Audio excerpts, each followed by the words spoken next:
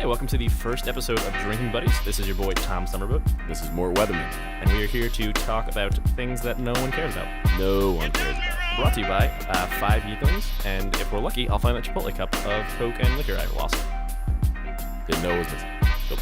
It's only been 4 days. We'll get to the bottom of it, though. So the first thing we're going to be talking about today is the college coaching carousel, which is super fun to say. So the college coaching carousel is when coaches get moved all around. So coaches from successful smaller school programs will wind up at bigger programs where coaches that aren't as successful get fired, and then there's rumors all over the place what's going on. Some recent movements have been Greg Schiano has recently got hired and named as the next Tennessee coach, only for that to last 4 hours. And literally, Tennessee students were protesting and I'm gonna say rioting. I don't blame him. Rioting with their words. One, I think Greg Schiano does a great job whenever he's coaching, but he seems like a true dick. Why? He just does. Like, he just comes across as a true hard ass, and he's just an asshole. I've also heard stories. I know people in the coaching world, and there were some people who know people who said that he's just a complete dick, making guys stay in the office longer than they have to just because. So we have an inside take on this. Inside take by people that I know who know people. So like an inside, outside take? Some shit like that, yeah. Gotcha. Everything I know about Greg Schiano is he made Rutgers relevant. Right. Which is hard to do. Yeah, very true. And when he was the coach for the Tampa Bay Bucks, every time their opposing team was taking a knee, he would make the entire defensive line try to rush it. All out. Yeah, I remember that. And then everyone in the league was like, you're an asshole. Look, I think Greg Schiano is probably a great coach. Just seems like an asshole. I don't think that his way. They're not mutually exclusive. They're not mutually exclusive. He was terrible in the NFL because his style of coaching does not fit those kind of guys. Why didn't he work out in the NFL? Greg Schiano didn't work out in the NFL at Tampa Bay because those are grown men. They're not young adults. Those grown men are getting paid millions of dollars more than you to play football, and they don't want to be treated like kids. They want to be treated like grown men who are working because they're working. So if Greg Schiano's style is he's a dictator, it seems like, and it's his way or the highway, and that doesn't work in the NFL. What's the difference between him and Chip Kelly? Chip Kelly's offense doesn't work in the NFL. No, that's a false. I know it is. It's not that it doesn't Nick work. Foles had 27 touchdowns and 2 interceptions the first year under Chip Kelly. Yeah. Got to work. Chip Kelly doesn't seem like as much of a hard ass. I don't know. I think Chip Kelly is better with the kids. I think that Schiano is a better college coach. Same with, you look at what he's done with the defense at Ohio State. He's done a good job there. Do you think that the Tennessee fans would have protested if Chip Kelly was named head coach? I don't think so. Do you think UCLA fans would have protested if Schiano was named head coach? Possibly, just because UCLA is out in California. You've got some hippies out there, maybe. I don't know. Protest anything? They just protest anything. Tennessee, I don't know why. Like, why are they protesting? Did they say they don't want him to be the head coach? Without reading any articles and only reading one half tweet, yeah. It looked like there were some unsubstantiated rumors from unknown sources about unknown things that Greg Schiano did. And someone wrote on a rock, Greg Schiano covered up child abuse or something like that. Really? Someone graffitied that in a rock. So you know what that means. That's a rock hard fact. That just made me laugh. That was good. Yes. So I'm just going to rattle off a list of 5 schools, and you're going to tell me which one is the most appealing for a head coaching position. All right, I like it. All right. Tennessee, Texas A&M, Arizona State, okay, Florida, UCLA.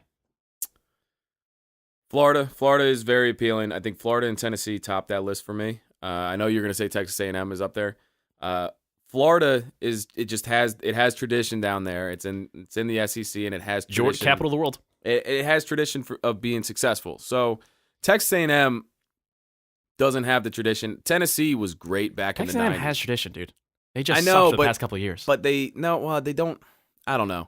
I feel like Florida is a more appealing place to go than anywhere else there because Sunshine State. So it's the Gators. Florida's a cool place to go.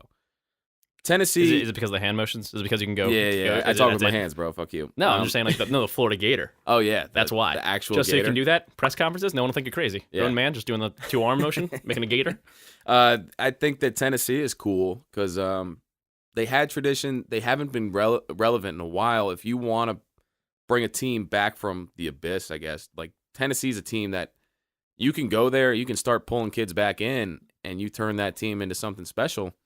That's awesome. Your name's forever going down as a great coach. So if you go to Texas A&M, I think it's very similar to Tennessee because they've been relevant, but they haven't reached the pinnacle of where they need to be. For a team with that kind of money, like you said, with the ability to bring in that amount of talent, you should be able to be better than where you are. All right. Would you rather, as the AD of Tennessee, hire John Gruden, who has links to some places in the area, and I'm pretty sure Hooters is Tennessee-based. Yeah. Made that up, but it sounds right. John Gruden or Peyton Manning? As head coach? As head coach. Ooh. I'm going to say John Gruden because Peyton Manning doesn't have any... Would you not trust Peyton Manning? No, that's not what I'm saying. Every football decision ever? I'm saying that John Gruden is a great coach. And he was a great coach when he was in the NFL. Like, he's a coach. He's a Super Bowl winning coach, correct? Yes, he is. And Peyton Manning's also a 2-time Super Bowl winning quarterback. No, and that's where I would say that I would love to hire Peyton Manning as the offensive coordinator under John Gruden to start. Oh, Peyton Manning's not starting as an OC. Where would he start? Head coach. I think. Follow me here. Follow me here as a recruiting pitch. No. There's no you have no argument here because I agree with you 100%. Peyton Manning, it was a great sell for anybody to go there. If you're a quarterback in the country and you say, where do I want to go to learn from a head coach? Peyton Manning, without a doubt. One of the best, but if he's not a the QB best. guru. But Let me tell from you, what I understand, his work ethic is unreal. Like he is tough. I've heard people say he'd be tough to work with because of his work ethic. We're talking about Manning? Yeah, he would expect people to work the way that he works. And for a college kid, that's not possible if he's doing classes at the same time. And he's 18, 19, 20 years old. He's sexually harassing athletic trainers. Exactly. It's tough. It's a tough business to be around. Yeah, they don't need so much time in the week. Yeah. Okay, so I'm going to agree to disagree. I think Texas A&M is the sexier option. What were the other three? Arizona State, the actual sexiest option. Yeah. Texas A&M, Tennessee, Florida, UCLA. And Chip Kelly obviously just got signed out to UCLA. Yeah, I think that's going to be a good fit for him, though, because it's in the Pac-12 where he was. I think that he probably still has some recruiting links out there. He'll bring in some kids. His system works in the college level. It's better for college kids because I don't think that Chip Kelly likes being in control of the entire program. Right. A la Oregon, where he went and rocked it, and he's going to do the same thing in the same conference. Right. Definitely. If I was a UCLA Bruin fan, I would be excited about the hire. Yeah, absolutely. Yeah. All right. Last question on this segment: Lane Kiffin, aka Joey Freshwater, aka Meme Master. Where will he wind up at? Either Tennessee, Texas A&M, or at Arizona State? Yes or no? Where's he at right now? Florida Atlantic. How'd they do this year? Very well. I don't know. It depends on if he's happy or not where he is. My bet. Last chance university. I would say Florida that, I would say that he would go to Texas A&M or Tennessee. I don't see him going to Florida. You know, Lane Kiffin was already the coach of Tennessee, right? For 1 year. That's what I thought. I was thinking for 1 about year, that before. And then he became the head coach at USC. He might go and back. then became the head coach of the Oakland Raiders. But hey, if he's doing well at Florida A&M, Florida Atlantic. I'm sorry, Hey Florida man, Atlantic. the Owls, they're people too. Yeah, whatever, man. Or Owls. If he enjoyed his time there, maybe he stays for another year or two, sees what he hasn't brought in a recruiting class yet, right? Yeah, I guess not. Well, I mean, that to me, not a full I don't recruiting know. Like, I feel Also, like if you leave a program before you have a chance to actually make your mark on it, I feel like you haven't really done anything. If you're using other coaches' recruiting classes to create your own success, that's almost like a high five to the ex-coach. Would you call it, I don't know, some sort of carousel? Funny. That's what I call it. That. There you go. Thank you, Mort. And that was College Coaching Carousel, which is super fun to say for the first time on a podcast. Ba-da-da-bum. All right. What's up next? The last longer segment. Would you last longer doing this or that? All right. I like this segment. What would you last longer doing? So I got 3 for you. How many you got for me? I got 2 for you. I'll go so first. You can go then. first, and then we'll round it out. I like it. What would you last longer doing?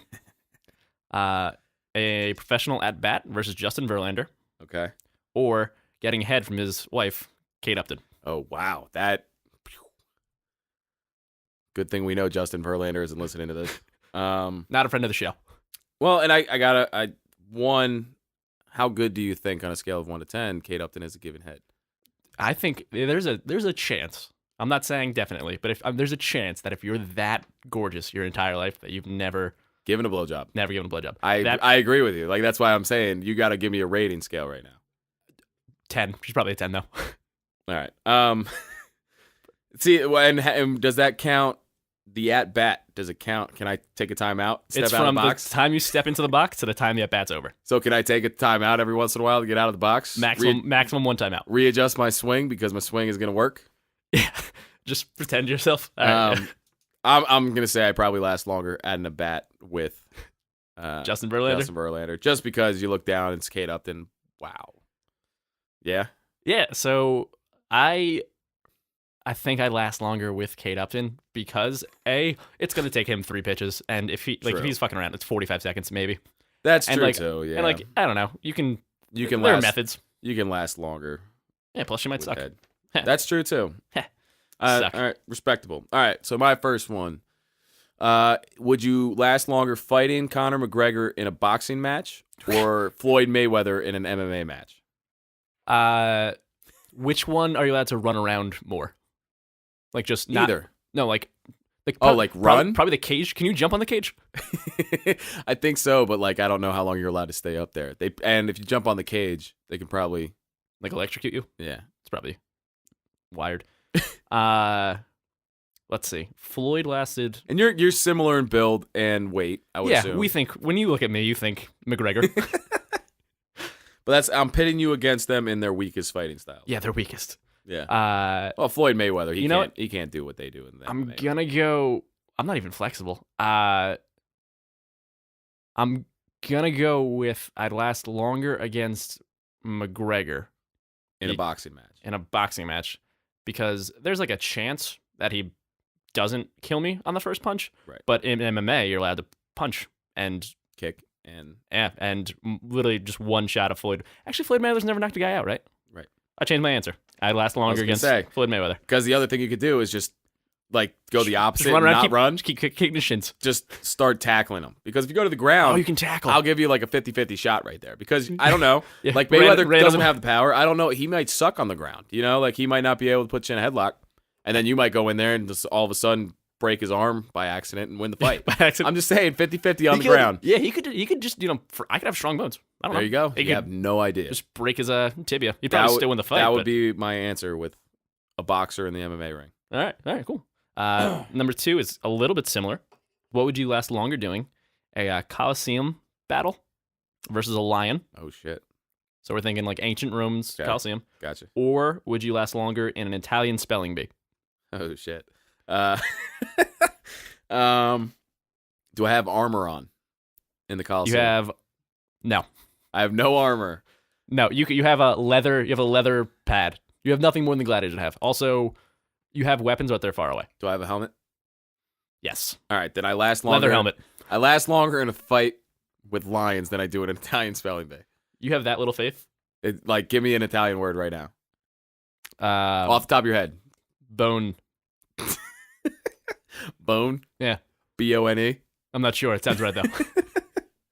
If you give me something... I think the most I can say in Italian is grazie. Chica. Grazie. Oh, yeah. Chica Spanish still. So. I don't know how to spell grazie. Oh, well, I'm guessing G-R-A-T-Z-I. Grazie. Maybe. Brent, get the spell check up. Get back to us on that, Brent. Hearing us off now. Hearing that's a very wrong answer. All right. Well, I think that I'd be able to at least last 10 seconds in a fight with a lion. Yeah, but you can also just, stall during a spelling bee. Yeah, but I'd be out. I'd be out in the first round. You wouldn't know how to stall. You wouldn't know what to ask. Now, do I have a sword? It's not next to you. It's 50 feet away. That's not fair. It's between you and the lion.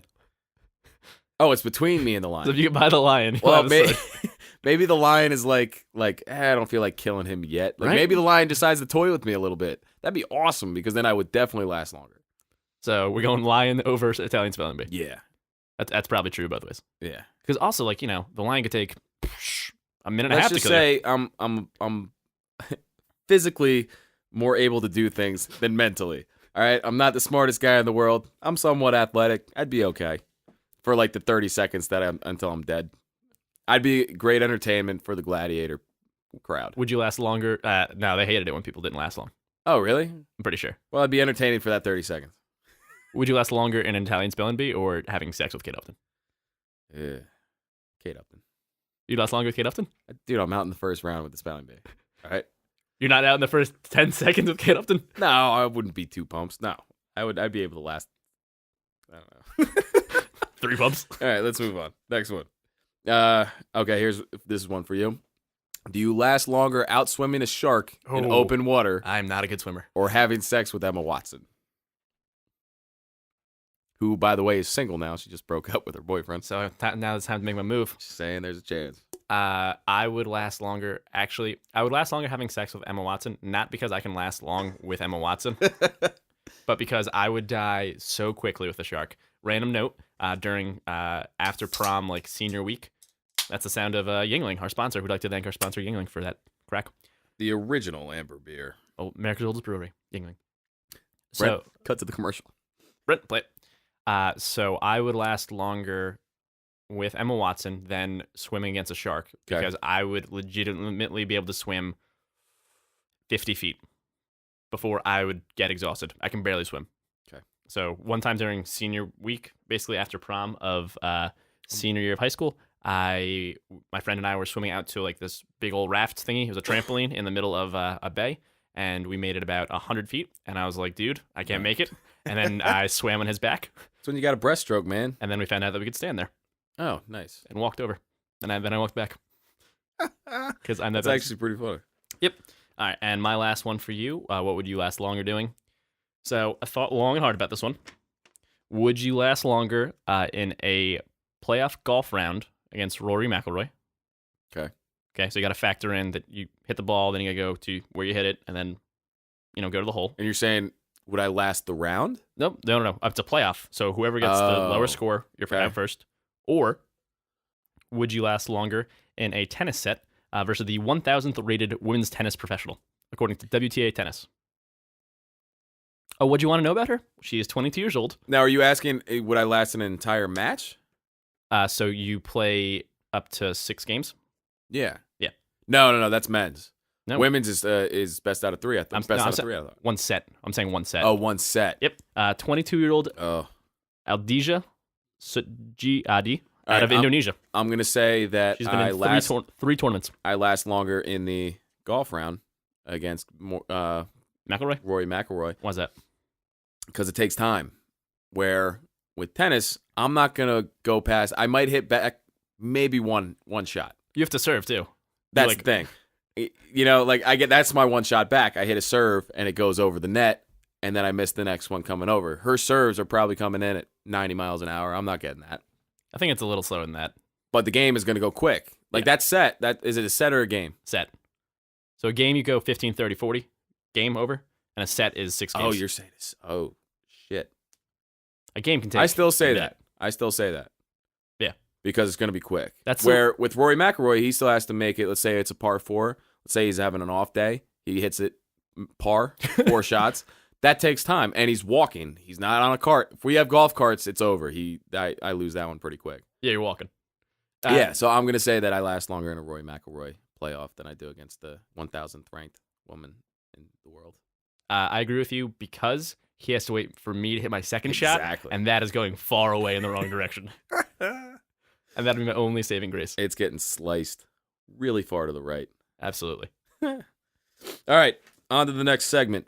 What's the word? Oh, no, got a surprise segment for you first. Oh, I like this. Yeah. Okay. All right, so I was reading about the NFL. I don't know if you knew that. They play professional football sometimes. Mm-hmm. And I was looking up Coach of the Year, like, candidates. Yep. So that got me curious. And so I looked Kyle up... Shanahan.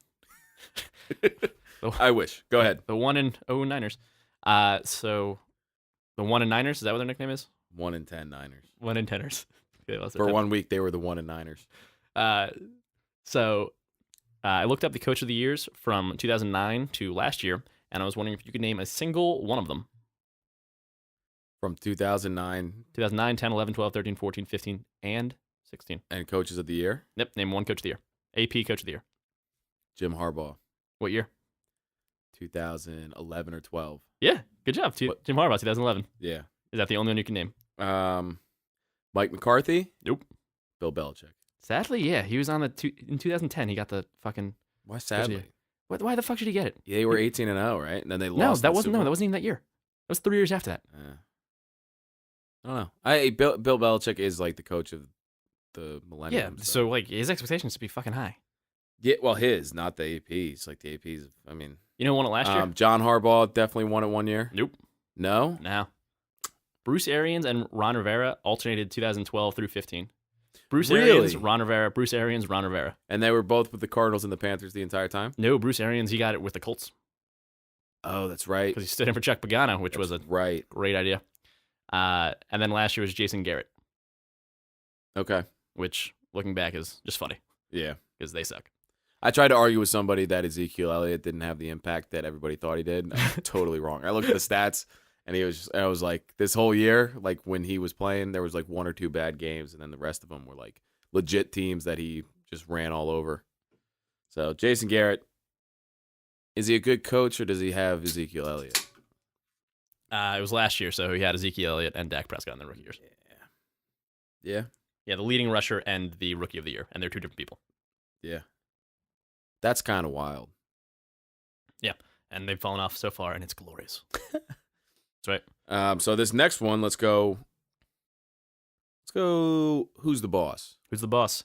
All right, so for those of you playing for the first time, it is where you are in complete control of a franchise or organization or sports team.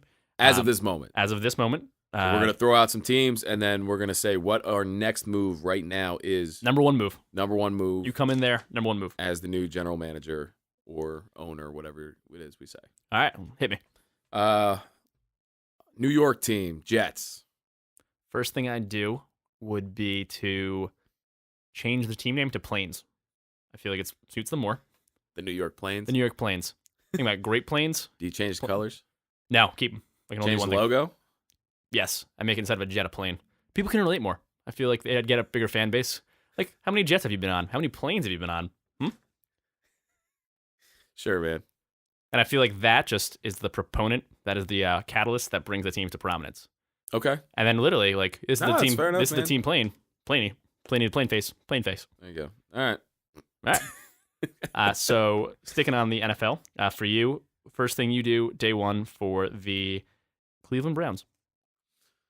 First day on the job for the Cleveland Browns. One move. First move. I don't really have a first move. I would say let's wait it out. The first move is to wait. Draft. You know, and that's they have 2 first round, 2 second round, 2 third round picks this year. Well, let's just put it this way: the Browns are a young, talented team, but they're still the Browns. They need management to actually draft people and get a coach in there that can give them time. Give a coach time to actually build a team. What do you want, dude? They started 0-11 for 2 years in a row, and they fucking blow. They're 1-25. They're terrible. 26 or something. Look, I think Deshaun Kaiser can be a good quarterback, but you have to put people around him, and you have to have a coaching staff that works with him and builds him up. What coach could turn the Browns around? I don't know, man. I really don't know. I'm sure there's a couple that could have a better impact. Peyton Manning. But it's going to take time. They're not going to be a team that's going to all of a sudden be a playoff team. You need to hopefully get 2 wins and then 4. Then you bump that up to 8, and then all of a sudden you're in the playoff talk. You know, you just need to build a team up through the draft because nobody wants to go to the Browns in free agency. I feel like it was pretty explicit what you're supposed to do with your first move. And what is yours? Is just to wait? Nothing. I'm doing nothing. Nothing. I'm doing nothing until the draft. Solve the Browns' problem is to do nothing. I'm gonna recruit. The hell out of a new coaching staff. I don't know, man. That's a tough place to go, regardless, even if it's hypothetical. Because I'm not getting rid of any. I don't know. Maybe I get rid of the I do? Head coach. I hire a voodoo priestess. There you go. Get RG3 back to shape. Yeah, there you go. Oh, RG3. Yeah. He's on the team still, man. Yeah. Maybe he is. Maybe he's not. He is, yeah. I don't know, man. You don't follow the Browns roster? All right, so you're Chip Kelly. You just got hired by UCLA. What's your first move as the head coach of the UCLA football team? Cut out sugar. Oh, wow. Want to know why? I don't. Yeah. Moving on. All right, next one for you. Go ahead. You replace Gino Auriemma and are now the head coach for the UConn women's basketball team. Do I have the same staff? No, they left. They left with them. They left too? They left to go coach the Sacramento So Kings. you're asking me what my first move is as the new coach of the UConn Women's Huskies. Of the all-time greatest basketball franchise, UCLA men's team excluded. I hired Gino Auriemma as a consultant. He does not accept. God damn it. Cut everybody. Start my own program. No, this is funny too. I would do nothing. I would just let the girls You're the play worst. basketball. These girls know how to play basketball better than me. I'd put them on the baseline, get them in shape, and then be like, hey, go play ball. They didn't win. Go play ball. They didn't win the national championship last year, though. Yeah, but they're the best team ever Yeah, but of all time. it's going to lose that status. They are the dynasty. I'm not saying that I'm going to, yeah, all right. Like, what's your first move? You go in as the UConn Huskies women's basketball coach. Cut out Sugar. Cut out Sugar? Get out of here. It's not a real thing. Sugar? No, just in general. I don't know, man. What do you have for me? All right. How about the Brooklyn Nets? If you say cut out Sugar, I'll throw this beer can at you. I think it's pretty obvious what you have to do with the Brooklyn Nets. Cut out Sugar? But no, please. I would hire Jeremy Lin as the head coach. Any reasoning behind this? When do you remember Jeremy Lin as his best? On the Knicks? Exactly. So who's he want to piss off more? The New York Knicks. Are you hiring him as the head coach? Head coach. Well, Kid knows basketball. He's currently injured. Went to Harvard. I don't know if you heard about that. I know that. Smart guy. Unifies the fan base. He's been around the league. How does he unify the fan base? Of the New York fan base? Yeah. The New York, like they moved to Brooklyn, so they're looking, he can steal some fans from afar. He went to Harvard. I feel like I should mention that more, as Okay. I feel like people don't. Everyone in the world has had the same hairstyle as him at one point. Yeah. Very true. I rocked that. So he just has to show a photo of him with this current hairstyle. Yeah. And people are like, oh yeah, I've been there. I've been to dreads. I've been fully shaved. I've been short hair. Yeah, he's a ridiculous human being. Plus he's injured, so what else is he doing? That beautiful basketball mind. Right. Not being put to work. I'm with you. Yeah. So logical choice. Take over the Brooklyn Nets. Hire Jeremy Lin, head coach. Plus, can you name their current head coach? No. Yeah, me neither. Or any players on their team. For all we know, Jeremy Lin is the head coach right now. For all we know. Maybe by the time this podcast here, who knows? Who knows? All right, what you got for me? Last one for me? So the last one, so I originally had the Niners, and I don't like that one anymore. Yeah, I don't like that one either. You are the head coach of the Las Vegas Golden Knights. Oh, little hockey action. Yeah. You're a LA. What's my first move? Yeah. I take the team out with my Oh, bonus. you're doing something? And we go to the strip club. Build unity. I like it. We build team unity, get a little chemistry going on. They know that I'm a real guy, you know? And do you think the team has not been there already?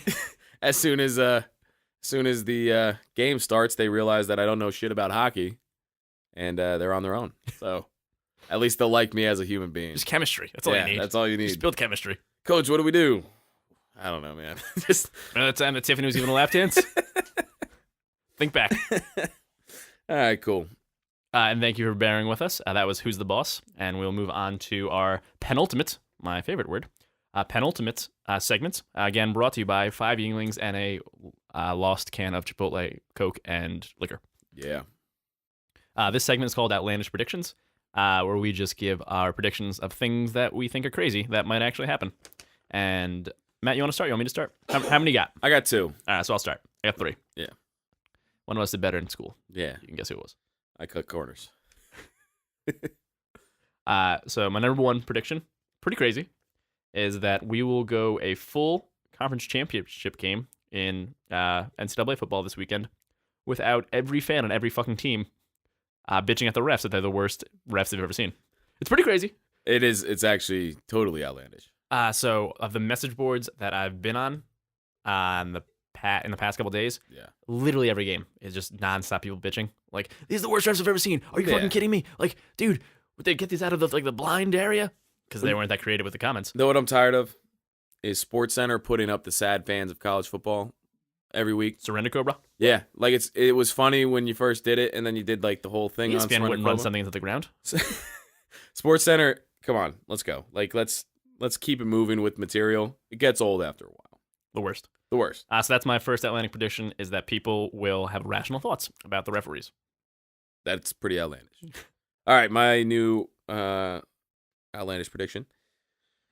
If you were paying attention to the 49ers Seahawks game, which I know everybody does, CJ Beathard went out with about 40 seconds left in the game. Why?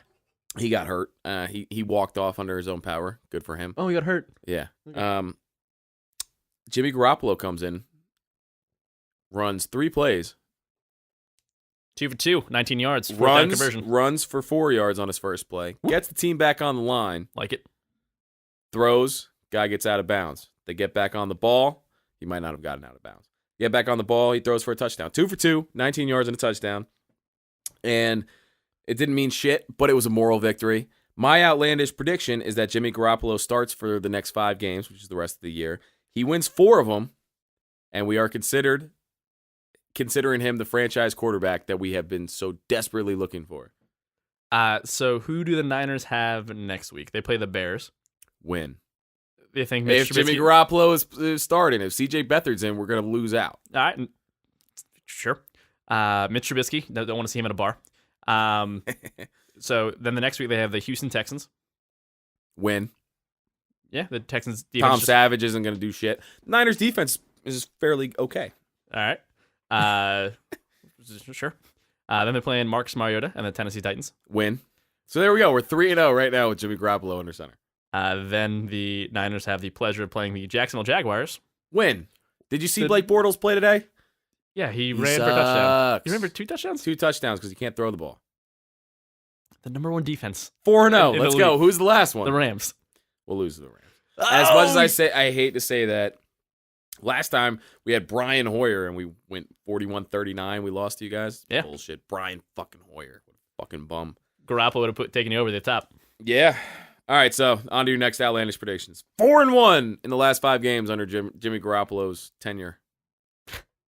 So my outlandish prediction is that Croatia makes the FIFA 18 World Cup semifinals. How do you feel about that? Croatia? Yeah, Croatia. Luka Modric. All right. Franco Andrićević. I'll bite. I don't think that's outlandish. I think that they're underdogs for sure. No. But, yeah, I like it. I like the prediction. Listen, man, they didn't lose in the group. They beat Kosovo 6-0. And what's a bigger test to see if you're ready for the semifinals of the World Cup than beating Kosovo? Exactly. They didn't lose a single game in the group, and they tied Turkey. But they had it locked up by then. They won the group, and they also wear plaid, which is going to take them above and beyond. Especially in Russia. Plaid never goes out of style. Red, white, and blue in Russia. Russia is red, white, and blue. But the plaid, they can hide. There you go. Hide in the bottom of the pitch. Yeah, so Croatia. You heard it here first on this podcast. I like it. All right, now I'm going to round this out. I got one more. I'm going to go a little, I know, but I'm going to round mine out with a little political statement. You're going to hate it. I know. Dude, I was going to write it down. I know what this is going to be. I'm going to say that I'm going to predict right now that Donald Trump gets a 2nd term in office. Yeah. Elon Musk has already established a colony on Mars. Look, he's not a great guy. He's not a great president. But there's enough people in the country that just buy into his bullshit. Dude, I was going to write this down because I knew exactly what you were going to say. Yeah, Donald Trump gets a 2nd term. All right, we'll go to my outlandish prediction. Not as hard to take. Was calzones make a comeback? Will calzones make a comeback? I think calzones make a comeback. Oh, you do? I do. I think in the next year, you're going to see more people talking about calzones. Instead of pizza? Just instead of anything. Oh, wow. People are more like, first out. Hey, did you buy that calzone from Annabella's? Zoni? Woo! Yeah. So, you ever heard of DP dough? No. Calios? Never heard of it. Bam. 2 franchises our entire audience just heard about. Nice. Calzone franchises. Sweet. The holiday season's coming. People stopped caring about weight. They start in the new year. They help themselves to a calzone. Customize it, whatever you want in the middle. You don't have the tough work of having to wait for it to be sliced into 8 things. That takes forever. Just take a nice bite into it. I give it to you. Calzones make a comeback. Yeah, they're the Hot Pockets for the wealthy. And everybody loves Hot Pockets. We can't say that. We can't. They are. The Hot Pockets are delicious. All right. So last segment is how is this QB at a bar?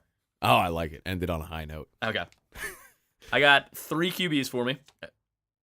I got 3 QBs for you. You got 2 for me? 2 or 3? I'll come up with 3 on the spot. All Let's go. First one, how does this QB act at a bar? Jameis Winston. He's the guy that orders something, and as soon as the bartender turns around, he grabs the bottle and sneaks it away. It's so fucking accurate. It's like, hey, let me get 3 shots of Jameson, and then as soon as he turns around, Jameson is ordering like the cheapest beer around. oh, you think he's getting like Yuenglings? He's getting like Miller Lite and then grabbing Grey Goose when the bartender's not looking. Yeah. No, that was kind of like my initial one. Yeah. All right. For you, let's go with Mitch Trubisky. Mitch Trubisky. Since he's the Chicago quarterback, I literally just assume he's an alcoholic. Bears. Bears. Mitch Trubisky. First, is he 21? Can he drink? Isn't he like? He's there. You go. Yeah, I don't even drink. I'm pretty sure. Mitch Trubisky's definitely getting carded. No, you have to be 21 to get into the league. You have to. No, you don't. You give 3 years of college. Yeah. So he's at least 21. Now. Amobi Okoye, 20 when he got drafted. Yeah. And he played 4 years at Louisville. But that's when he was drafted. Now he's 21. Now he's like 28. Oh, I'm saying like if Mitch Trubisky, like it's almost December. Tyron Smith started when I'm putting my money that he's 21. So go ahead, Mitch Trubisky. I think that he's the guy that's arrogant, buys out the bar. Mitch Trubisky walks up to the bar with like the hottest girl you've ever seen. Mm-hmm. And you're like, how the fuck did this guy get this girl? And then hits on a girl. Then literally leaves with 2 other girls. Leaves with 2 other girls that are less attractive or more attractive? Or just somehow somehow more attractive, and you're like, I don't know how this is possible. Yeah. And also like, and for no reason, everyone at the bar, first off, it's gonna be some college bar because he doesn't know what he's doing yet. Right. And he literally just like, everyone stops what they're doing and talks to him. And it was just like, and there's just like a murmur from the crowd that's just like, oh, Mitch Trubisky's here. And like, oh, Mitch Trubisky, who has a fucking, where he threw 6 passes one game? Mitch Trubisky, that guy? Yeah. Mitch Trubisky is the guy that ruins your night by being at the bar. Just by him showing up. We're editing this, and then that's going to be what we take. Mitch Trubisky is the guy that ruins your night. Dude, he's just there. Not because he does anything to you. Yeah. It's just because like the girl you're talking to is like, is that Mitch Trubisky? And then wants to hook up with him. And then like literally like you're like standing in line holding cash out for the bartender ready to tip like $50 and they're like, I'm just gonna give bottle service to Mitch Trubisky instead. Yeah. Fucking Mitch Trubisky. Now I hate him. All right, so next one, move on. All right. How does Phillip Rivers act at a bar? He's so laid back. So laid back. How many kids does Phillip Rivers have? 3? 8. No. Dude, Phillip Rivers. He's having a kid right now, probably. He comes across to me as like a very country-esque kind of dude. I don't know where he's from. NC State. He went to NC State. He's the dude at the bar that he posts up at the bar and he's had 20 beers and he's still sober. Like he's the guy that's just like, what's up, man? How you doing? No way. Dude, I don't see him being a party animal. Have you seen Phillip Rivers ever on the sideline? He's like a nanosecond away from actually setting the stadium on fire at all times. He's so fucking competitively angry. Like he's just like so like I imagine him just like walking into the bar and just like I think that he's a cool dude. I would say that he's a cool dude. I think that he would be a cool dude to hang out with. What are you at a basing bar. this on? Just the way that he looks, the way that he talks. He just seems like a cool dude, laid back. He wears bolo ties. Don't care. I don't know how that factors into anything. I just want to point that out. All right, my next guy for you, Tyrod Taylor. So Tyrod Taylor is the actual opposite of Mitch Trubisky. When he comes in, the bar, no one cares. He can't get a drink at a bar. Wow. Tyrod Taylor comes into the bar and like kind of like half expects people to like turn their heads and like stare and that kind of shit. Definitely comes with a posse. And so you're like, why does this guy have a posse? Also, could you pick Tyrod Taylor out of a lineup of 5 people? Probably not. Yeah, exactly. He's a very average looking person. Could you pick Mitch Trubisky out of a group of 5 people? Probably not. Yeah, I probably couldn't either. He's like a very. That's why he ruins your fucking night. He looks like just a college dude. It's because he's fucking 13. Yeah. So Tyrod Taylor, he goes to the bar and like has to wait in line. Like he's the only quarterback in the league that's gonna have to wait in line at the bar. Like anybody else. All right, so go ahead. Next guy for me. I hate you if I know where this is going. Colin Kaepernick. Let's go get the fucking bar. And once again, ladies and gentlemen, I am a 49er fan, and I have never been a fan of Colin Kaepernick. You can attest to that. I've also never been a fan of Colin Kaepernick either. I kind of like him now.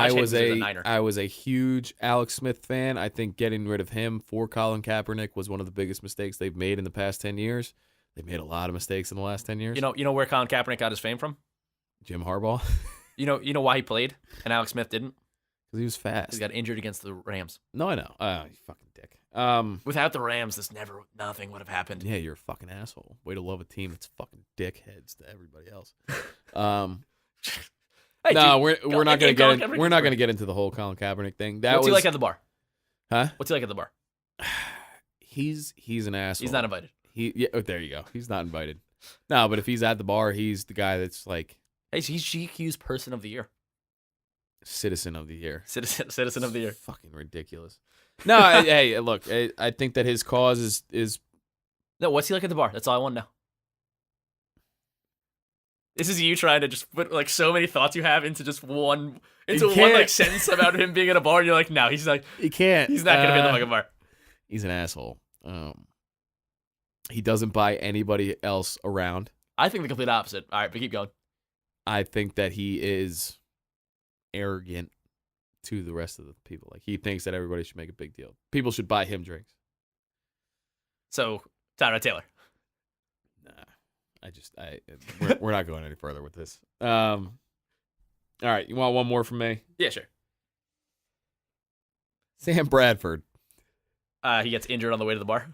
He walks into a bar, like an actual bar, like a pole. He walks into a pole, and he's out for like 8 to 12 months. Yeah, that's about right. No, Sam Bradford, first off, he only drinks like top shelf gin because he's that kind of fucking guy. Definitely doesn't have beer. It's just a mentality's different. Yeah. Probably has a smoke show with him, even though he's a goofy fucking. He's so fucking goofy looking. Yeah. He's the goofiest looking dude in pads in the NFL. Also, definitely daps the bartender. Definitely the go-to like shoulder. Hey, what's up, man? What's hey? How's it going? Hey. Trying to big time people. Yeah. All right. Yeah. I see. Only drinks gin, brings a smoke. I like it. And then probably leaves without paying, just because no one's gonna say, no one's gonna stop him. No card either. No, they're just literally just be like, oh yeah, like he'll get it to us, and then he's just like, thanks man. Dabs the bartender, leaves, and they're like, oh, did he pay you? And they're like, no. Did he pay you? Nope, nothing. Oh Jesus. And that's is that really our last segment? We have literally, you can talk about anything else that no one's gonna listen to this. All right, well, hey, it's been fun. Thanks for listening to episode 1, Yuengling. Episode 1, Yuengling, and that one Boston Lager. There were 4 of you, hopefully, and we appreciate it all. And as the signature catchphrase that Matt decided on, this is how we end the show. You're an asshole. I don't have one. Brent, take us out. Pay the music, Brent. Pay the music.